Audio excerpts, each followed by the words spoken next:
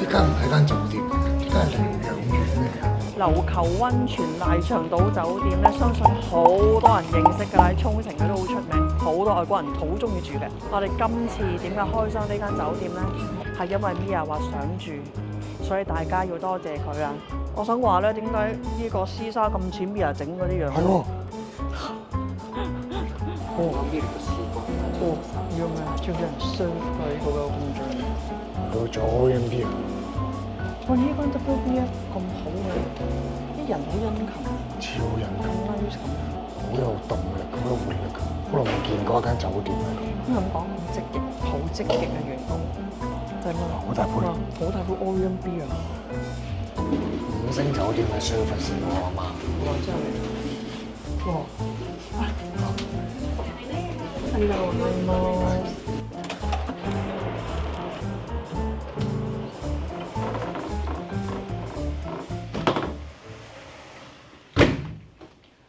出邊對住個機場，但係咧一閂門就已經係乜都聽唔到，隔音非常之好。呢一間就係琉球溫泉賴長島酒店龍神之湯，好長個名，真係好 amazing 咧！就係咧呢度隔音做得非常之好，即係就算喺正個機場，你望住啲飛機升降咧，係居然冇聲嘅。我覺得佢做隔音啦，好似好過 Storyline 少少添啊！佢咧係2道門，唔係 double glazing 咁簡單，所以咧佢成本真係好高。佢呢啲設施咁貴咧，我諗就係點解呢度嘅房咧通常都好貴，就係咁解。咁佢真係佢做得好好。首先咧，呢一間酒店又係我哋清潛贊助㗎。所以咧，如果大家想繼續睇多啲沖繩嘅酒店開箱咧，記得留意我哋，同埋記得 join 我哋清潛嘅浮潛啦、體驗潛水活動啦，或者係持證潛水嘅。我哋去到冬天咧，仲有鯨魚共遊啊！好啦，翻嚟呢間酒店先。首先我哋覺得好闊落，然後行下行下就越嚟越覺得，咦，佢闊落到咁嘅程度。原來佢係一間無障礙嘅酒店房嚟㗎，我哋好少見到咁樣嘅 set up，所以由呢度開始講。其實坦白講咧，有少少似醫院嘅 set up，但係因為佢係無障礙，所以咧佢係做得好好嘅呢度。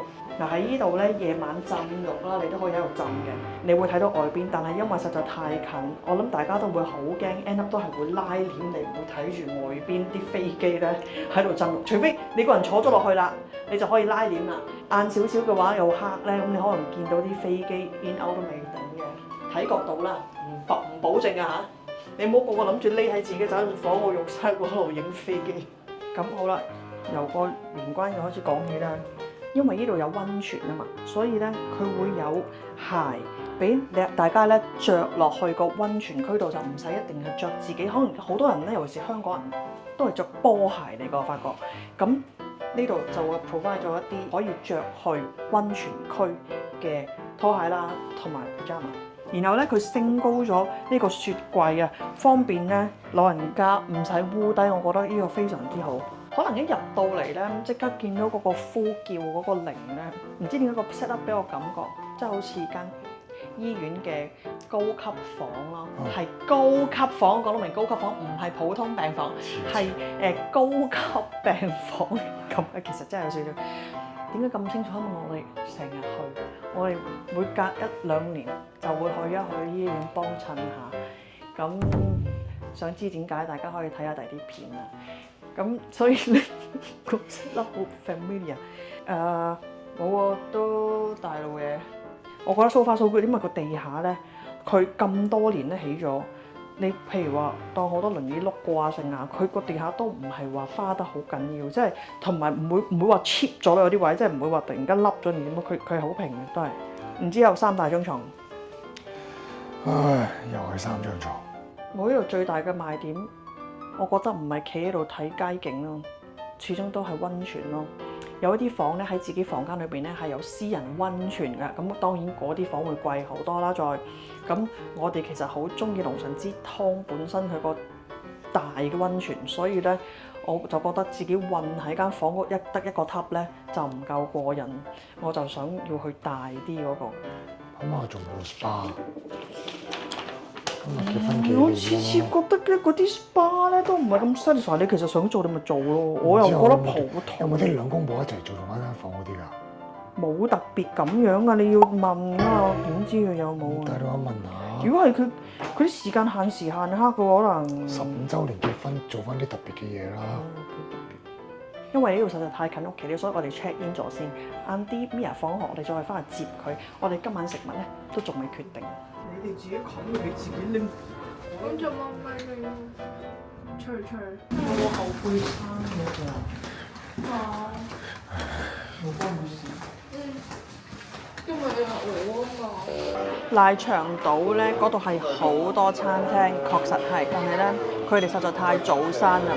我哋自從上一兩次試過咧，好辛苦先至揾到嘢，仲要係因為 last order 就嚟 last order，變咗選擇係超少嘅情況之下咧，我哋今次唔想買嘢啦。我哋今日咧就喺外邊 Coco 呢個 restaurant 咧食完先至翻賴長島。反而賴長島冇呢啲嘢食，有嘅話可能佢咧呢個咧會收2000 yen 咯。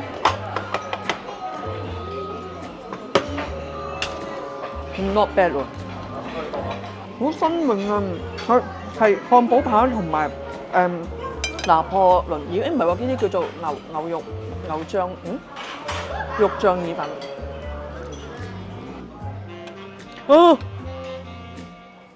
呢間嘅早餐咧，坦白講味道係唔錯嘅，同埋我好欣賞佢咧，俾呢個牛同埋個半熟蛋俾大家，一溫泉蛋啦。然後一開始話有冇人有 allergy 咁啊，家姐唔食牛啦，同佢講佢就俾咗個豬佢，咁我覺得佢就即刻可以 churn 到差唔多嘅嘢，但係豬嘅 version 我覺得係好 OK，同埋嗰個牛真係幾好食嘅。作為一個日式早餐咧，我係滿意嘅。只不過咧，我覺得呢度真係好暗。坦白我今日咧咁啱出邊又冇乜陽光，但係咧連裡面早餐呢度都好暗啦，我就唔係好了解。個牆真係好窄，客人用嘅位好窄。爹爹講嗰句就話眼高手低咯。我覺得佢本身個用意係好嘅，呢 set 嘢咧我哋名家珍裝咧佢都係咁樣出嚟，但係咧佢係幫我哋擺晒台好靚，係夠位擺。但係呢度咧，如果你4個人坐滿呢張台嘅話咧，就真係快脆要冧起。咁呢一樣嘢就會影響咗個雅致咯。即係本身佢係想營造到好雅致嘅和式嘅氣氛嘅，但係咧。唔知我覺得係嗰個服務上就好難追得上啊！大家唔好誤會，唔使擔心，我唔係入咗醫院。好啦，講翻呢一間龍神之湯先。我哋覺得啦，我哋喺沖繩而家住咗好多間酒店㗎啦。如果你淨係講浸浴，唔理佢係大浴場定係溫泉嘅話呢，係呢一間龍神之湯最好浸。喺沖繩嚟講真係最好浸。譬如猿人之湯啊，隔離嘅 Storyline 啊，嗰啲溫泉啊，即係總之係有溫泉泉水嘅，或者冇溫泉成分嘅，我哋都浸過好多。喺咁多嘅比較之中咧，真係呢間最好浸。其實咧喺沖繩咧，天然溫泉呢一樣嘢係非常之少有嘅，但係唔代表冇㗎。呢一間龍神之湯咧，佢嗰個泉源個溫度係有50度嘅，所以咧佢係真溫泉嚟㗎。所以大家唔好話，超沖繩都冇真溫泉嘅，有㗎，起碼呢個就真係啦。呢個龍神之湯個溫泉咧，佢有分室內啦、室外，亦都有一個專業睇飛機嘅位嘅。室內嗰個浸浴位咧，佢話明係水嚟嘅，水意思可能真係就咁熱水咁樣，就唔係溫泉水。係行到出去室外啦，就會有唔同嘅位置去浸，你會見到唔同色嘅，咁亦都有啲一個個杯咁俾你浸啦。然後大家最中意嘅咧，我相信就係可以睇到飛機嗰度企喺度浸個位，真係好正嘅。咁但係咧，對我嚟講咧，出邊睇飛機個位咧，泉水溫度就唔夠高啦。可能咧體感，我下晝去浸咧，可能得39度，你會覺得唔夠熱。咁但係咧，佢個溫泉水咧係有 bubbles，佢裏邊應該係有啲二氧化碳或者有啲 gas 喺裏邊嘅，咁咧就好得意嘅感覺。咁但係因為咧嗰個我覺得唔夠熱關係咧，浸耐咗你覺得真唔夠爽。就會走翻入去裡面半露天嘅位咧，就有一個個杯，我中意浸嗰啲啦。咁嗰度應該都有40至40.5度嘅感覺。咁跟住咧，仲有一個係唔同顏色嘅溫泉位，咁嗰度應該有40至41度，所以咧有唔同溫度俾大家揀。其實有小朋友咧係好啱浸睇飛機嗰個位㗎，因為咧小朋友好多時咧好怕熱，好快要上水，只不過咧嗰個係要需要咁上下高度嘅。琴晚咧 Mia 同我浸嗰陣時，佢話俾我聽，我上次嚟到呢度我爭啲浸死咁樣嘅各位，然之後而家已經突晒出嚟啦。呢一個溫泉真係好正嘅地方咧，佢有唔同泉溫俾大家揀，我覺得係適合所有人。你點樣都揾到個泉溫係啱自己嘅，所以呢度咧係浸得非常之開心。嗱，唔係住客咧都可以俾錢入嚟浸嘅，所以咧去到夜晚咧有時係真係可以好擠迫，好多人㗎。琴晚爹咧佢話男人嗰邊好似趁墟咁，我哋女人嗰邊咧都還好，咁起碼啲人唔會喧嘩咯。同埋我中意喺度咧，佢有好多山寫住，你嘅物品唔好霸位，你霸位有人通報咧，我哋咧就會幫你 collect 走㗎啦。有一個國家嘅人咧，好中意去到啲大浴場、溫泉位沖完涼就咁將嘢擺喺度，係非常之擾人嘅。佢呢度咧真係冇人亂擺嘢，酒店呢一方面 control 得非常之好。唔好誤會，唔係大陸，因為始終大陸咧本身係冇浸溫泉呢個習慣㗎。通常正常嘅溫泉酒店咧，住客咧一係就自己攞毛巾落去，咁咧裏邊啲 locker 好簡單啫嘛。但係呢度唔係，係有個好繁複嘅手續，就係咧連住客都要去到溫泉位嗰邊嘅櫃台排隊攞毛巾，兼攞裏邊嗰個 locker key 嘅。真係超級多此一舉。我明白佢哋係要收日歸，即係淨係入嚟浸溫泉嘅客人。但係對於我哋啲住客嚟講，我哋淨係純粹想要條毛巾。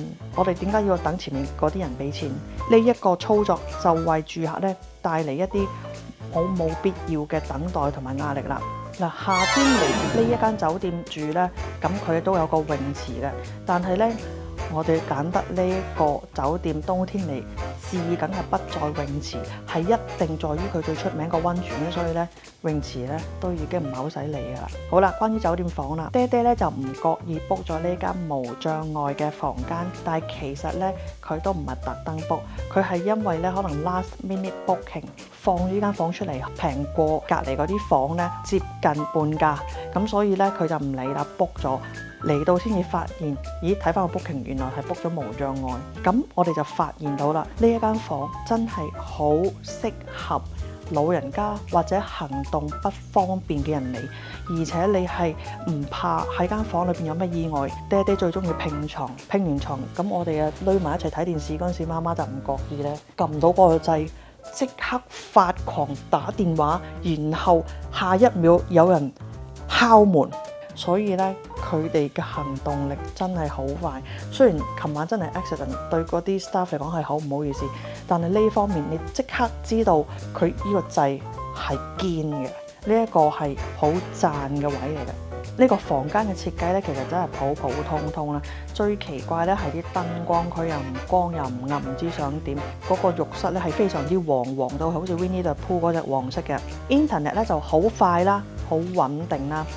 冷氣係非常之夠凍到仲要吹住個頭，個冷氣係對住呢度吹，兩張床係分開，所以咧佢係 supposedly 係唔會吹住個頭嘅，係爹令到有人要吹住個頭咁解啫。房間對外嘅飛機聲隔音做得非常之好，但係對內嘅門係做得唔夠實淨，出邊啲人行過講嘢咧，係我哋呢度聽到好應㗎。琴晚11點幾12點，我哋其實熄晒燈瞓啦。有小朋友喺出邊講嘢咧，應到爆。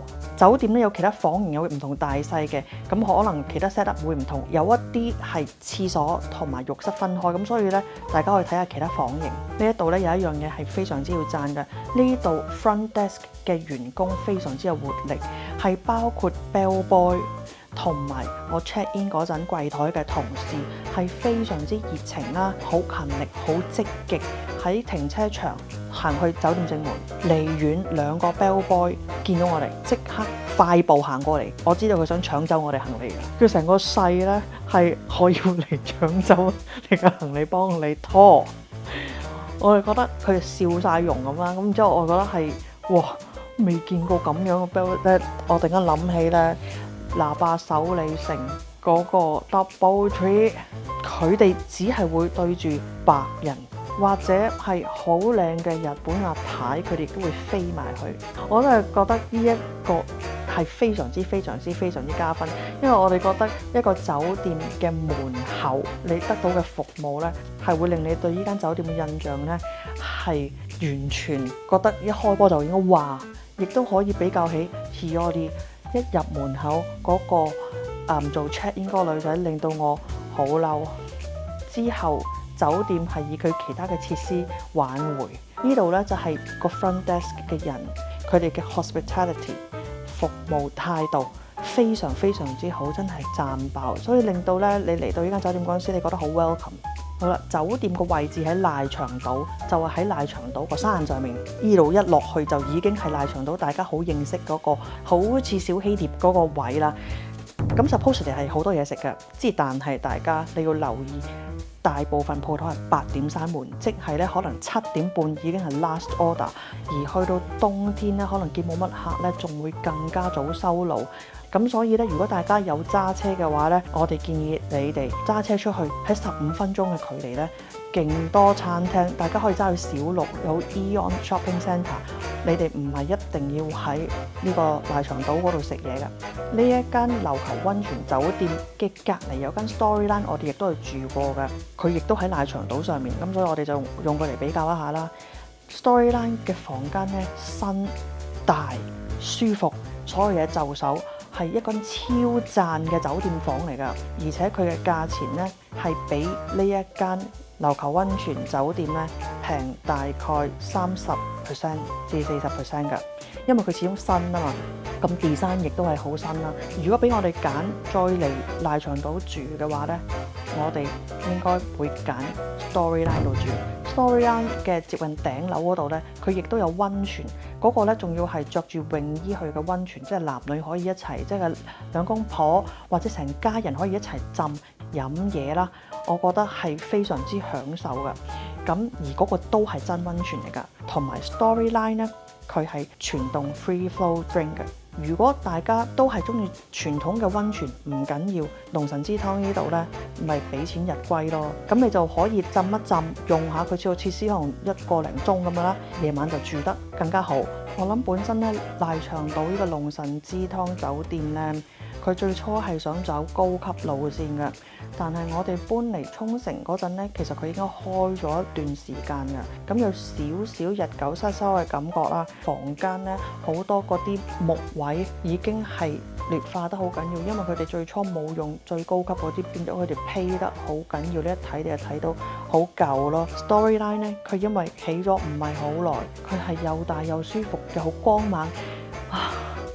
大家睇畫面，我眯埋眼，我已經諗翻起嗰陣喺 Storyline 坐喺嗰個 sofa 度，一路 hea 住睇電視，一路食嘢，然之後三張床好大，成個感覺翻晒嚟。龍神之湯呢邊間酒店咧有少少被比下去㗎，但係始終龍神之湯本身個湯溫泉嗰 part 真係超級好浸，所以大家你住 Storyline 又好，附近嘅酒店又好，稍移玉步揸車入一入嚟浸個零鐘玩下係值得嘅，係推薦嘅。尤其是喺沖繩呢，秋冬時候嚟一次龍神之湯浸呢，應該係必須噶啦。你會好 enjoy 呢個真嘅。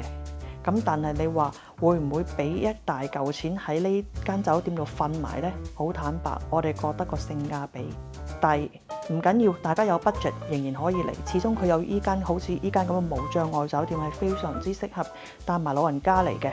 咁所以我哋唔會話完全推翻呢間酒店嗰個存在價值，但係佢確係偏貴，大家 bear in mind 呢一點就 OK 啦。講到最尾都係。大家揀乜嘢酒店都好，睇翻自己嘅 budget， 自己嘅要求，咁我哋已經分析晒俾大家聽，你哋之後就自己諗啦。